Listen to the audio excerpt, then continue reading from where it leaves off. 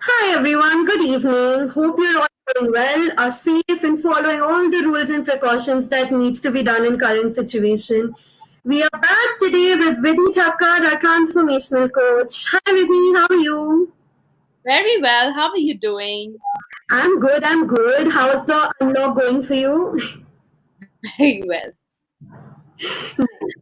So we both youngsters have come together today to share our experiences to discuss about transformation through transition.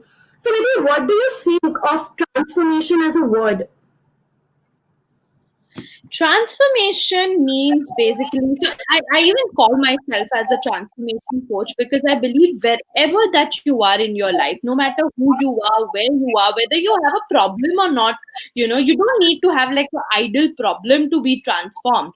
You can be anywhere and you may want to move from one place to another, which is your what we call as the growth space. So transformation is like constantly needing to grow. So that's what I feel, and it's basically in simple words, you're constantly striving to get better and better. So do you think transformation and change are similar words, or do they perceive a similar meaning? Transformation, yes, and change is basically something that we expect, right? And transformation is something that we know that we are transforming from one space to another. You can sense the transformation, and transformation is actually taken and heard as a more positive word. And Yeah. so is change. But change is looked on to with a lot of fear. So, So actually, the sentence that we use that change is looked upon with a lot of fear. So why do we fear change? Why do we have so much of, let's take me for example, since we are sharing our experiences today. Whenever any change is about to happen or any decision is made, I'm very fearful of the unknown because it's a very uncomfortable situation. You don't know what to expect. But that's the same situation with the transition as well. So why are we so afraid or so fearful of change? we are so afraid of change, and that is because change is unknown. Yeah?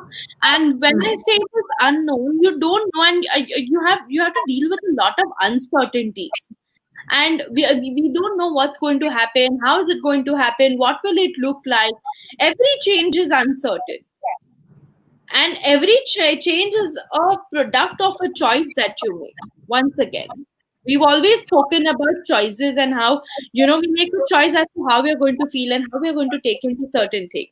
Like for example, marriage is a choice, but it is a change that you're going to be experiencing, whether it's somebody you've known for almost good amount of years or versus somebody you don't know very well, and yet you're to get married to that person.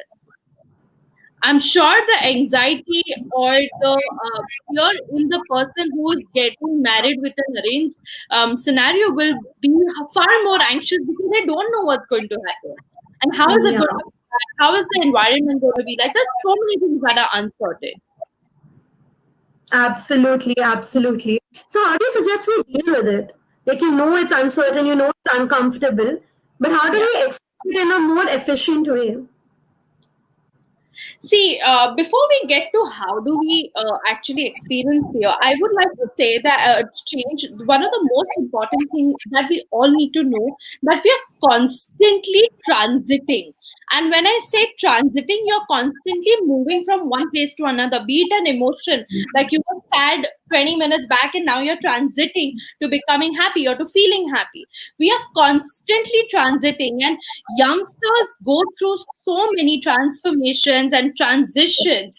um, for example, they're choosing a career, they are they're not sure whether this career is going to be the right choice for them. They could be often taking that career choice out of fear. There could be so much happening, right? And then there could be various situations, like they'll be choosing their life partner, they'll be choosing the job, and they don't know if they're going to be happy in the job.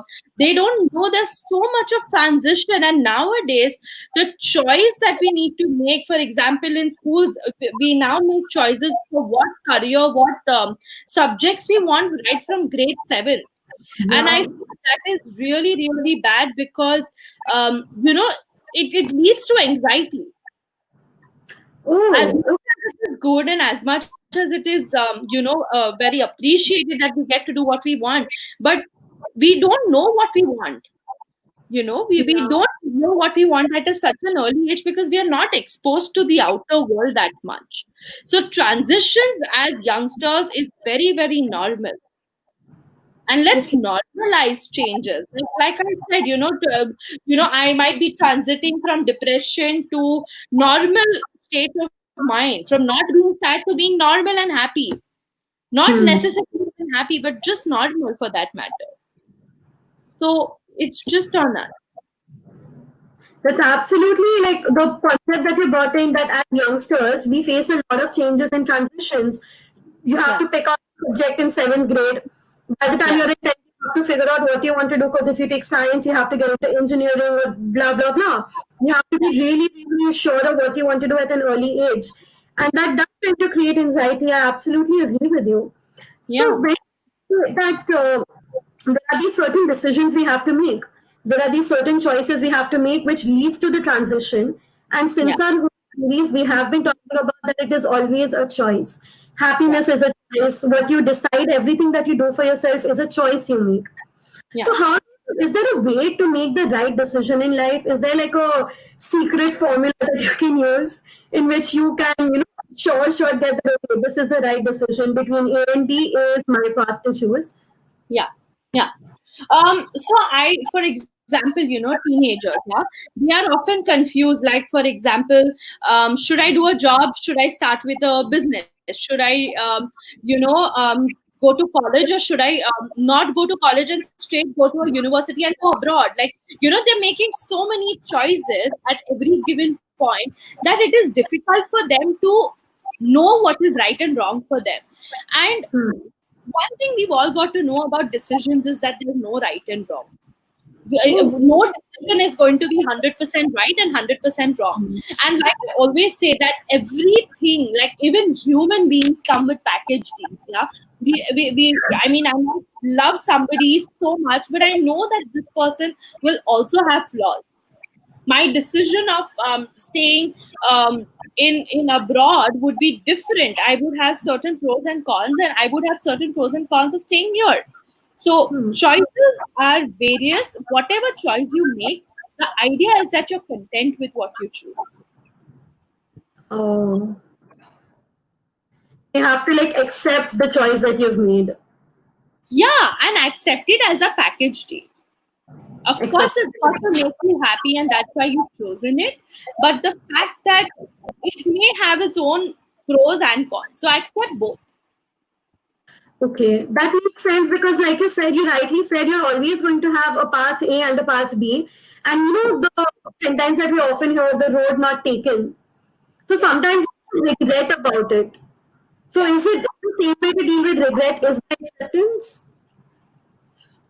Um, well, the good thing about life is that whenever you want, you can take a U-turn. You don't have to continue going where you want. Of course, there'll be money and there would be other things that could be involved. But I'm sure that at any given point, whatever is not serving you could be taken as a U-turn.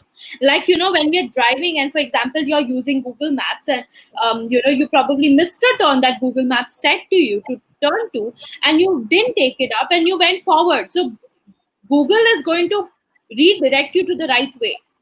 And that's how it Hmm. is for us as well. So if you have taken a decision and it probably is the wrong decision, like I know so many people who've taken in CA, and they didn't reach up to finals. They just did step one, which is a CPT, and then they quit it because they felt that they don't want to do it, and then they transit and go to probably MBA schools, or whatever else that they want to do. So there's always a turn that you can take.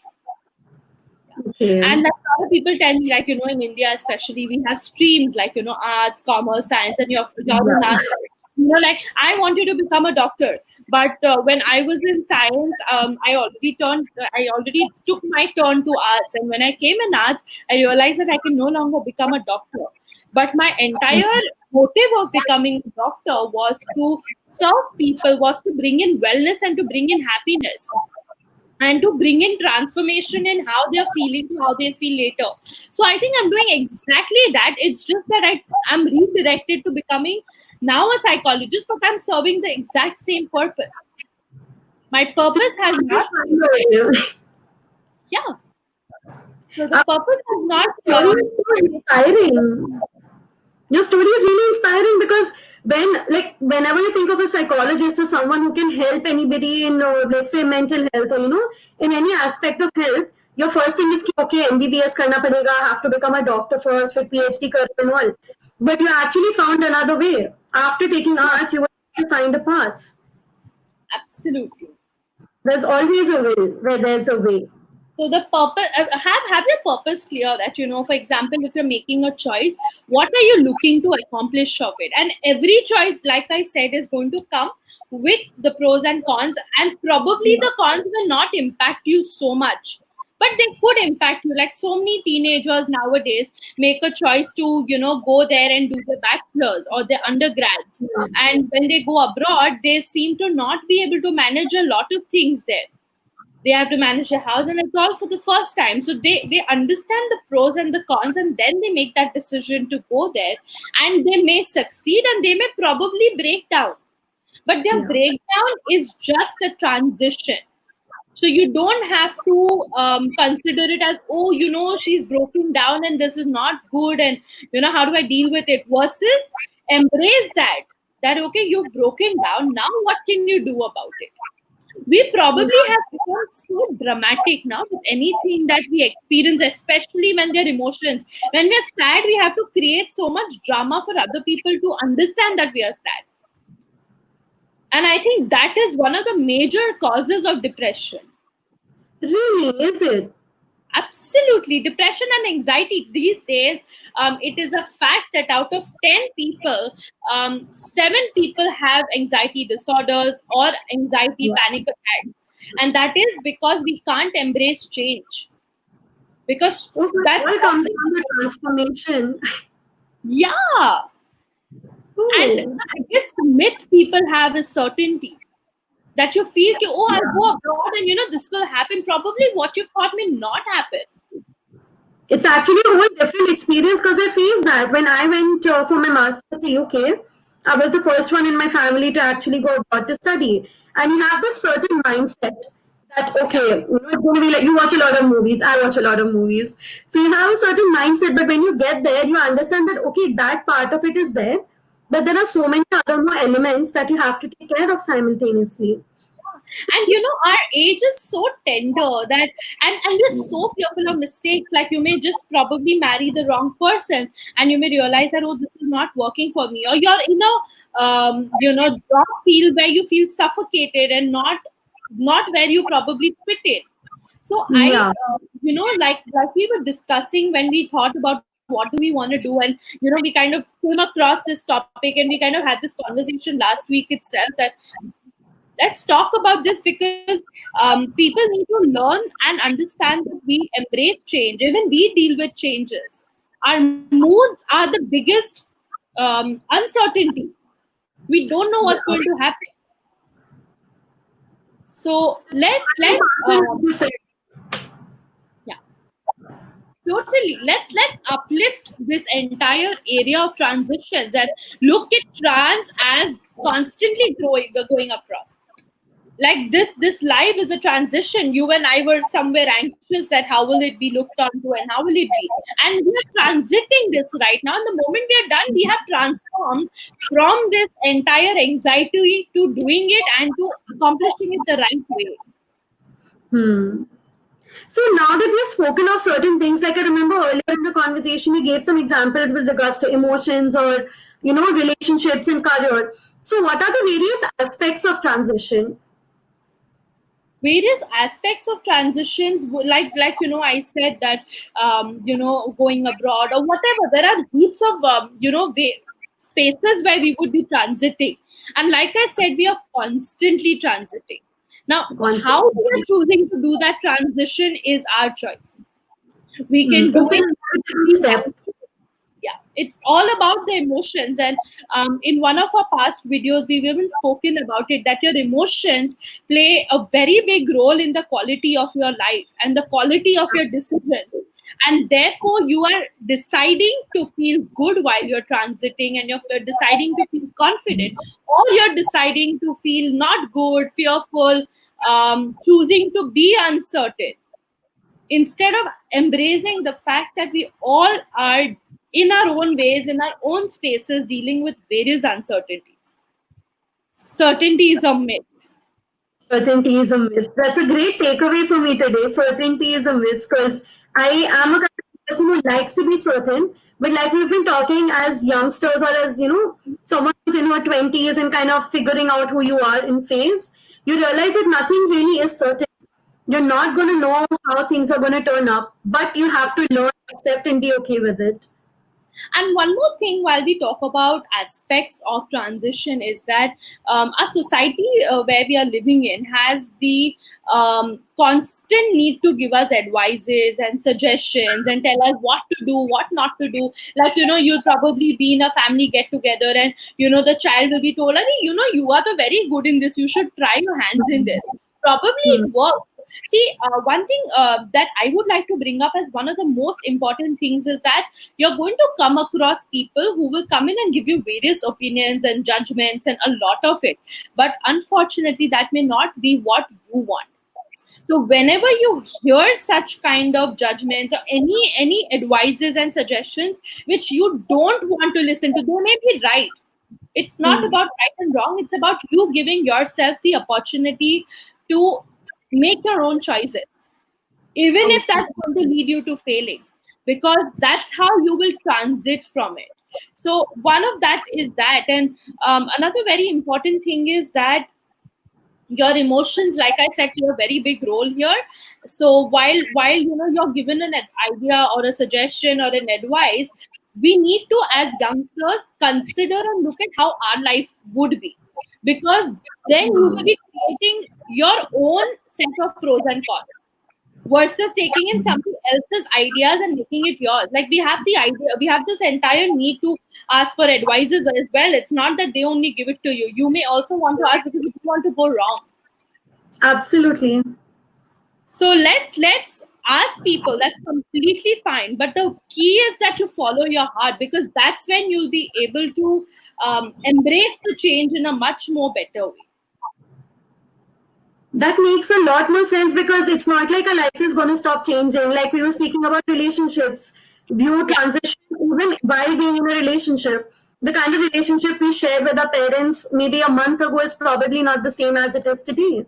Everything evolves, and transition is a part of life. Totally. Totally. Completely agree with you. Yeah. No, great. We are going. No, like I said, I completely agree with you. And saying that change is normal and normalizing change, normalizing transition, I think that will help us reduce a lot of our anxiety, worry, the uncertainty concept. Like I said, that certainty is a myth. Uncertainty is the actual reality. So that all of this, I think, once we apply it in our lives as well, will give us a lot of ease of mind. And like I said, 7 out of 10 people face anxiety, and if you guys are watching it, then this is something which will really help you. Acceptance. Acceptance is very, very important. That goes in the Absolutely. book number one.